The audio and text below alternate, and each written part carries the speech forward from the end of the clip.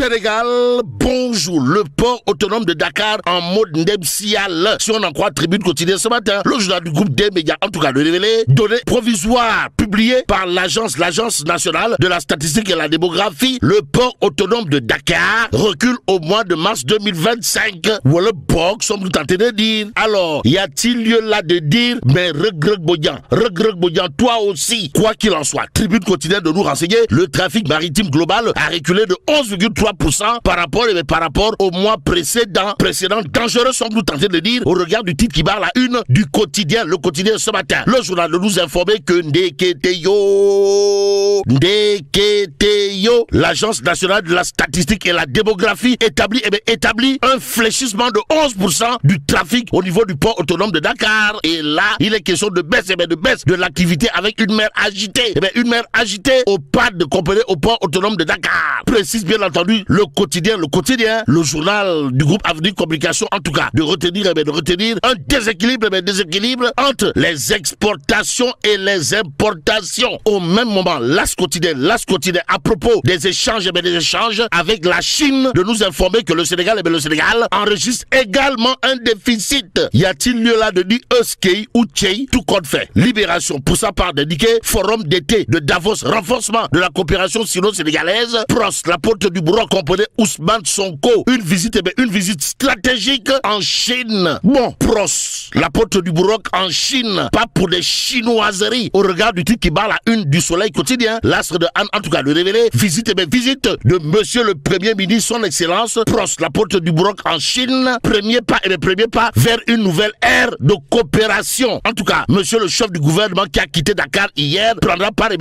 également au forum d'été de Davos. Précise toujours le Soleil quotidien ce matin, source A, à propos de la sortie au vitriol de Ousmane Sonko contre les États-Unis, de révéler que Thierno Alassane Sall comprenait TAS, savonne Sonko. Détoile, waouh. D'où les propos de Thierno Alassane Sall, alias TAS, relevé dans source A, à savoir, le PM Ousmane Sonko doit savoir que cette déclaration populiste destinée à nourrir le fanatisme de cette turferaire, pour ne pas dire ces moutons de Panurge, peuvent avoir des conséquences graves pour notre pays. Aussi, en diplomatie, il y a une façon de se faire respecter sans exposer ses émotions au grand public et verser dans la démagogie, dira toujours Thierno Alassane Sall, avant de marteler le gatsa.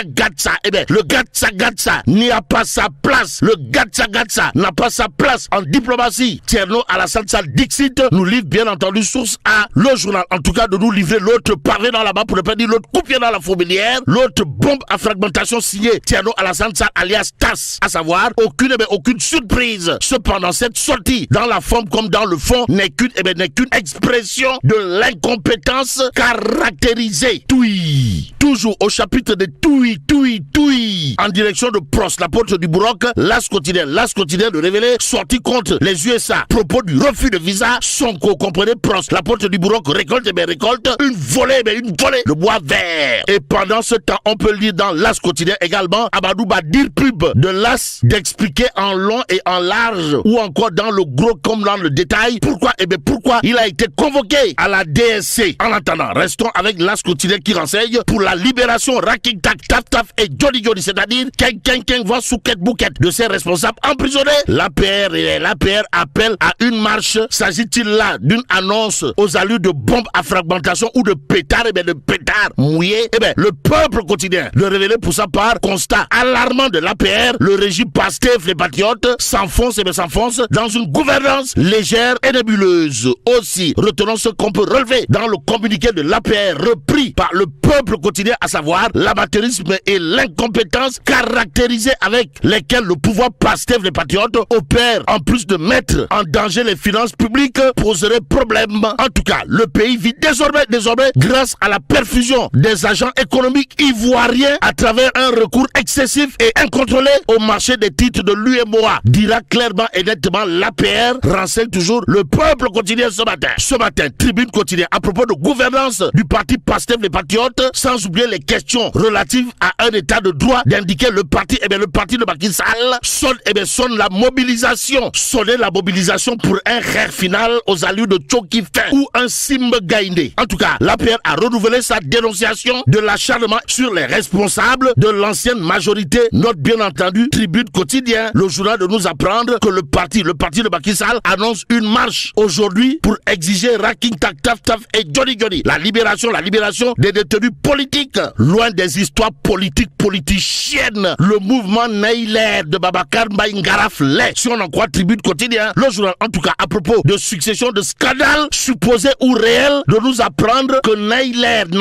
de Babacar Mbaye Ngaraf déplore l'inertie des organes de contrôle. En d'autres termes, Nailer de Babacar Mbaye Ngaraf fait du salatu ala nabi ak ikhlas contre les organes de contrôle au regard de la succession de scandales supposés ou réels notés ça et là. Et pendant ce temps, Walf continue de révéler à sa une déballage à l'Assemblée nationale, accusation de gré à gré, pour ne pas dire de yamner, et entre autres distribution de tangles et de biscuits aux frais du contribuable à certains députés, début des querelles intestines à Pastef, les patriotes. D'où l'intérêt pour nous de prendre l'évidence quotidienne. De toute évidence, le journal dédié privilège, transparence, loyauté, le clash parlementaire, astafourla, le clash parlementaire qui divise Pastef, les patriotes. Et là, retenons des tensions au sein du parti au pouvoir, critique de l'opposition après les révélations de Guy Marius Sagna. Nous livre bien entendu l'évidence. Bon, intéressons-nous à l'info quotidien qui nous informe que